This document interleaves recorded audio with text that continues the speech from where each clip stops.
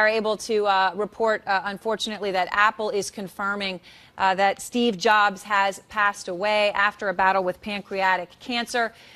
This news just confirmed. You all may remember on August 24th of this year, Steve Jobs stepped aside due to his illness. Tim Cook was running Apple. Steve Jobs, 56 years old, again dying of pancreatic cancer.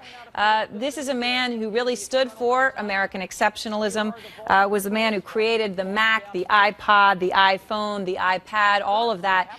You see him there. In the past few years, he had been battling pancreatic cancer. Obviously, you can see that on his frame. This is something investors had been talking about, and obviously with his final stepping aside, which he had done once before with Tim Cook taking the helm at Apple, is something that got a lot of attention on Wall Street. But he really was a man. You see him there. The reason Apple was so exceptional and those products were so exceptional and so loved was that he would show up in that black turtleneck and make the presentation, and it became an event with groupies and people around the world waiting for every event. Of course, just yesterday we had the 4S iPhone was announced by Tim Cook, with Steve Jobs obviously not there. I'm lucky enough to have Dr. Sanjay Gupta here. We were going to be talking about Michael Jackson, but weigh in if you could here. Obviously, this was a battle where he had succumbed and then come back to work, and now obviously. Yeah, in 2003 was, I think, when we first heard for sure that he was sick, and at that point it was unclear. Was it pancreatic cancer? Was it something else? You remember for about a year or so, Aaron, he actually did not undergo any traditional therapy. He chose to treat this with herbal remedies and things like that.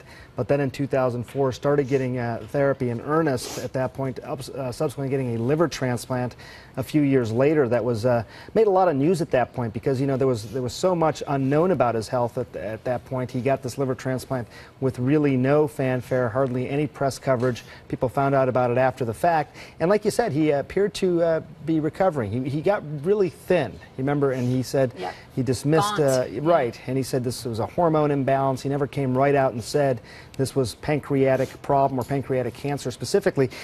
You know, even at this announcement that you just mentioned, even then there was still a lot of speculation. Has the cancer returned? Is there something else going on? Does he just simply think he can't run the company anymore? But I think the suspicion was there for some time that the cancer had come back. And pancreatic cancer, as you may know, is one of these really difficult cancers to treat.